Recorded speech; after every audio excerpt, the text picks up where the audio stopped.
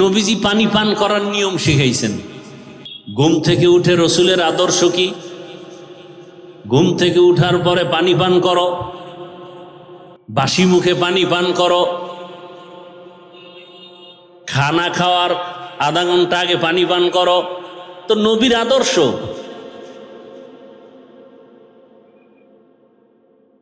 খানা খাওয়ার আধা ঘন্টা পরে পানি পান করো। খানার শুরুতে তুমি হালকা লবণ নাও। সব রসুলের আদর্শ। যদি কেউ মানে, কিসের দায়া? সোমবার বৃহস্পতিবার তুমি রোজা রাখো, সাহারিতে খানা হালকা খাও। অনেকে পণ্ডিতি করে, ডায়াট করতে গিয়ে সাহারিই খায় না, ডায়াট করে। নবীজি বলেন তাসাহহারু ফা ইন্না ফিস সাহুরি বারাকাহ। তোমরা সাহারি খাও, সাহারির মধ্যে বরকত। অনেক দলে বরকত খাইতে গেয়া দুপুরেরটা শুদ্ধা এমন খাওয়া খায় যে আজান চলে এর মধ্যেও টানতেছে। খাইতে খাইতে এমন খাওয়া খাইছে যে আর হাইটা যে পাশে মসজিদে যাইবে শক্তি নেই, ঘরে বইয়েই নামাজ পড়ে। নামাজ যে পড়বে তাও দাঁড়ানোর শক্তি নেই, বয়ে বয়ে পড়ে। একদল সাহারি খাই না দুই কারণে। এক তো যে ঘুম নষ্ট হইব, এই জন্যই সন্ধ্যা রাত্রে খাইয়া ঘুমায়, বাস আর উঠবে না। আর একদল ডায়েট করে, এই জন্য খায় না, বরকত থেকে বঞ্চিত। আর একদল বরকত নিতে গিয়ে এমন খাওয়া খায় যে দুপুরেরটা শুদ্ধ। আল্লাহ মাফ করেন। মানে বাড়াবাড়ি সারাসারি দুটোটা আমাদের মধ্যে, মধ্যম পন্থায় আমরা নাই। রমাজানের ভেতরে মৌলিক কয়েকটা আমল আমাদের, মৌলিক রমাজানের মধ্যে মূল আমল। এক নম্বরে রোজা রাখা, এক নম্বরে। দ্বিতীয় আমল হল রাতের তারাবিহের নামাজ। রোজা রাখে, তারাবি করে না। রোজা রাখি কতটুকু? ওই যে রোজার হক আদায় করেন কিনা? সারাদিন না খায়া থাকা কি রোজা? হ্যাঁ, যারা শুধু না খায়া থাকেন, চোখের রোজা, হাতের রোজা, জবানের রোজা, কানের রোজা, অন্তরের রোজা, এটা ঠিক নাই। তারা আমাকে বরিশালে বলে বাদুর, কলা গাছের সাথে একটা প্রাণী থাকে বাদুর কয়, চিনেননি? ও কিন্তু সারাদিন কিচ্ছু খায় না, ও রোজা রাখে। সূর্য ডুবলেই ওর খানা শুরু, ইফতারি করে। তো বাদুরের মতো হইল। তা আপনার তো এটা রোজা হইল না। চোখের রোজা, হাতের রোজা, জবানের রোজা, অন্তরের রোজা। এরপরে ইফতারি সাহারি হতে হবে হালাল উপার্জনের মাধ্যমে। হাদিস শরীফে নবীজি বলেন প্রতিদিন ইফতারির টাইমে 6 কত কত, আর এক শূন্য, আর একটা শূন্য, আর এক শূন্য, কয় হাজার? প্রতিদিন 60,000 গুনাহগারকে আল্লাহ মাফ করে দেন। এই পুরা রোজায় যত লোক মাফ হলো, ঈদের আগের রাত পুরা রমাজানে যত লোক মাফ হলো, এক রাত্রে সব মাফ। তাহলে ইফতারি করাইতে পারলে আরো কত লাভ। আপনারা নিজেরা যারা ইফতারি করেন ঘরের মধ্যে, কত ইফতারি ফালায় দেন, অথচ কত গরিব আছে একটা খেজুর কেনার টাকা নাই, নাই? কত ইফতারি নষ্ট করেন। আবার কত তালিবুল ইলম আছে, ছাত্র আছে, গরিব এতিম, 24 ঘন্টা কোরআন পড়ে, কোনো গুনাহ আমল নামায় নাই, কিন্তু গরিব, ভালো ইফতারি পায় না। কত ইফতারি ফালায় দেন, অথচ ওরা ইফতারি পায় না।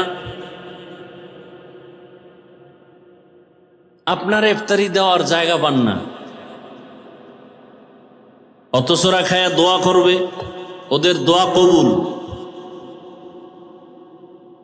একজন বুজুর্গ নেসারউদ্দিন রহমাতুল্লাহ আলাই,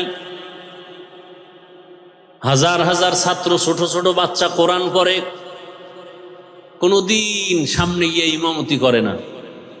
ছাত্রদেরকে বড় এক ছাত্রকে ইমাম বানায়, পেছনে নামাজ পড়ে, কি ব্যাপার? ওদের প্রত্যেক কদমে কদমে গুনাহ মাফ। ফেরেশতারা ওদের কদমের নিচে নূরের পাখা বিছায়া দেয়।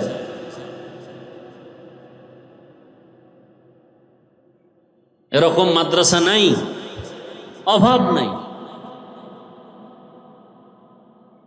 24 ঘন্টা কোরআন পড়ে, তাহাজ্জুদ পড়ে। আপনার হালাল অনুদান এদেরকে দেন, জাকাতের অংশে গরিব এতিমকে দেন। এতিমের হকও আদায় হলো, কোরআন শিক্ষার সহযোগিতাও হলো। কি ভাই, আমাদের দেশে কওমি মাদ্রাসা, দরসে নিজামি, এতিম অসহায় নাই, এদেরকে জাকাতের অংশ দিবেন।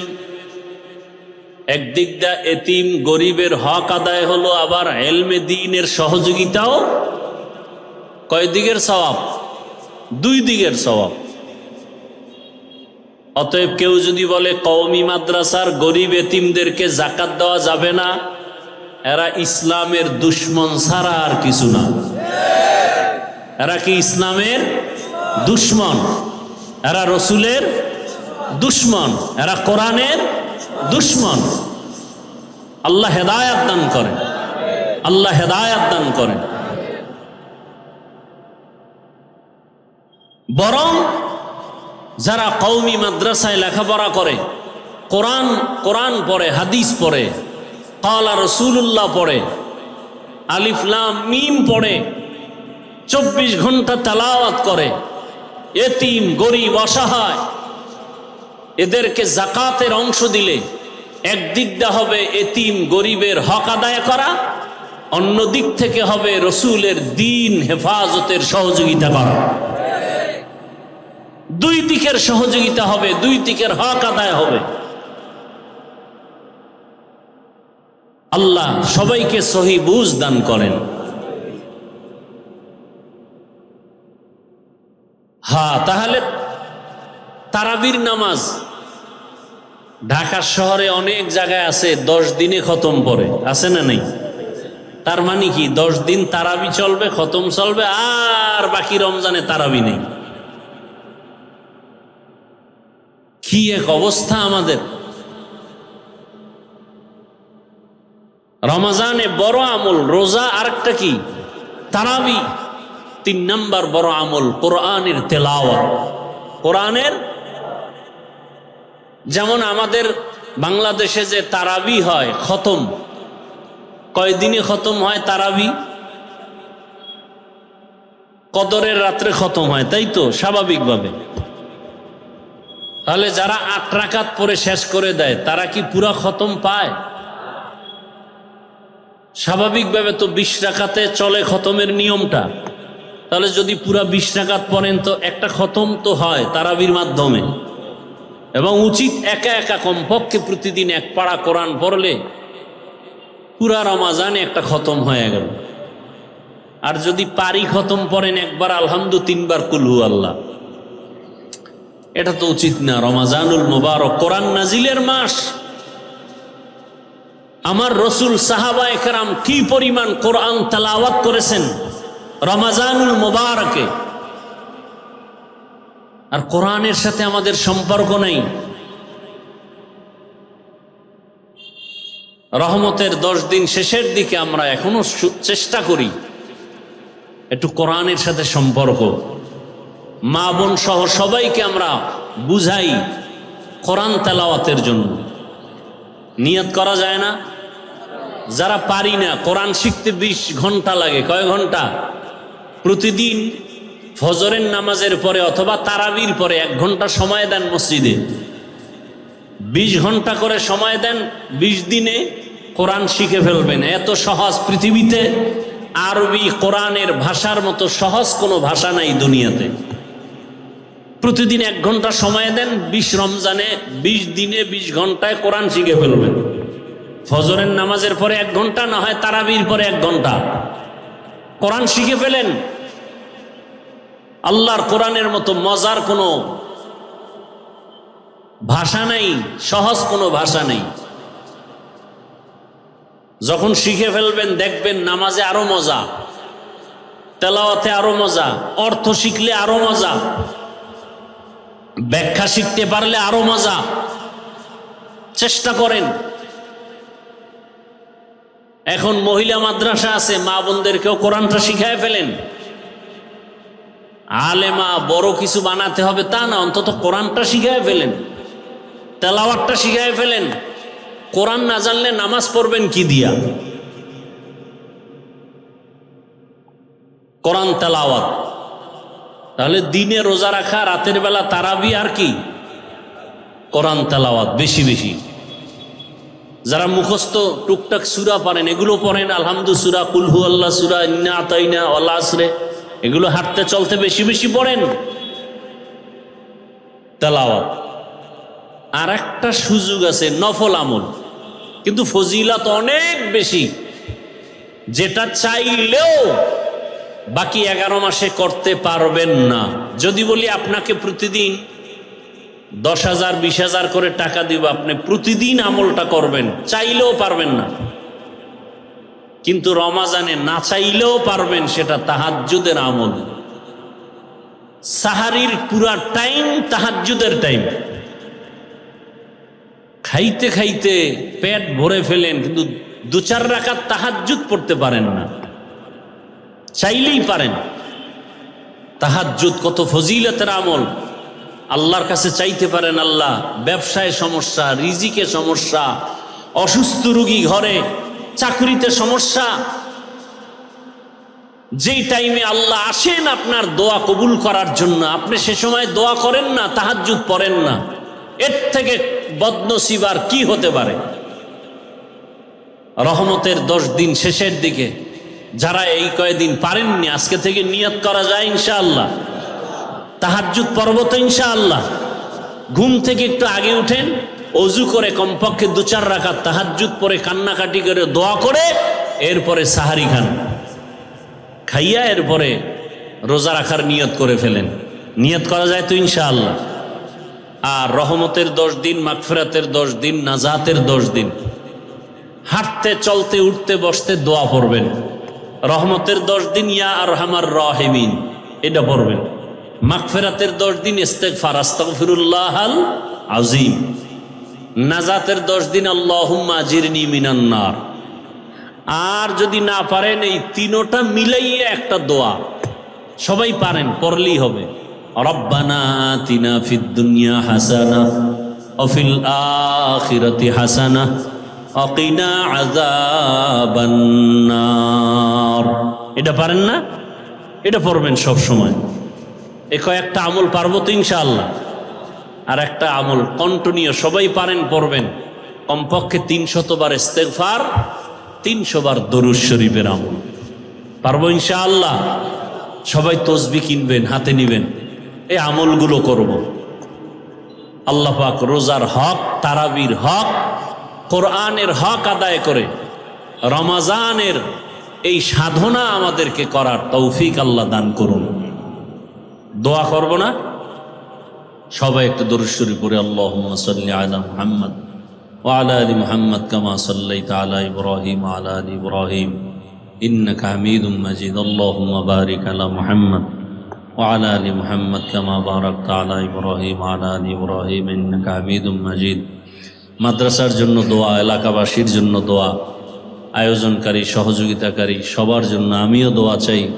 মাদ্রাসার জন্য আল্লাহ পাক রব্বুল আলামিন যে কথাগুলো বললাম, আমাকে আপনাদের সকলকে ভুল ত্রুটি ক্ষমা করে সহি তরিকা আমল করার তৌফিক দান করেন। আলহামদুলিল্লাহি রব্বিল আলামিন। আল্লাহ বাকি দিনগুলো রোজার হক আদায় করে রাখার তৌফিক দান করেন। চোখের রোজা, হাতের রোজা, জবানের অন্তরের রোজা কবুল করে নেন। আয় আল্লাহ তারাবির হক আদায় করার তৌফিক দান করেন। মা বোনদের কবুল করে নেন। আয় আল্লাহ যারা ব্যবসা চাকরি করে কামাই রুজিতে হালালভাবে বরকত বাড়ায় দেন। সারা দুনিয়াবাসীকে মাফ করে দেন। বাংলাদেশ শান্তির দেশ বানায় দেন। আয় আল্লাহ অভাবীদের অভাব দূর করে দেন। ঋণ আদায়ের ব্যবস্থা করে দেন। মাদ্রাসা মসজিদগুলো কবুল করে নেন। আয় আল্লাহ অভাবীদের অভাব দূর করে দেন। আয় আল্লাহ পরিবারের মধ্যে শান্তির ব্যবস্থা করে দেন। সন্তানগুলো নেককার বানায় দেন। আয় আল্লাহ তাআলা মেহেরবানি করে দিলের নেক আশা পূরণ করে দেন। সুন্নাতওয়ালা জীবন দান করেন। আয় আল্লাহ তাআলা জাহিরি বাতিনি দুশ্মনের মোকাবেলায় বিজয় দান করেন।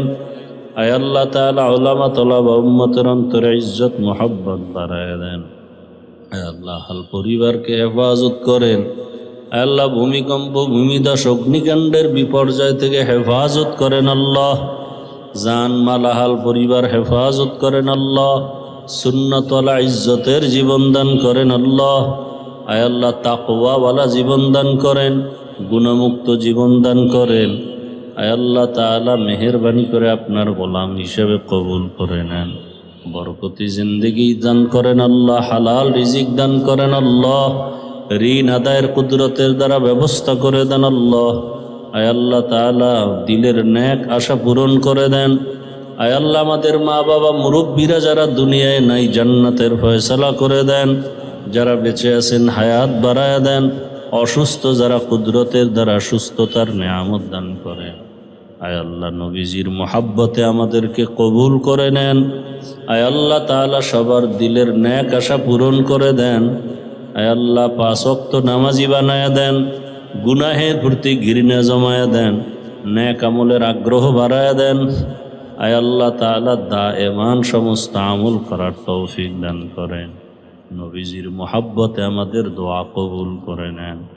ওয়াসাল্লাল্লাহু তাআলা আলা খাইরি খালকিহি মুহাম্মাদ ওয়া আলা আলিহি ওয়া আসহাবিহি আজমাইন বিরহমাতিকা ইয়া আরহামার রাহিমিন।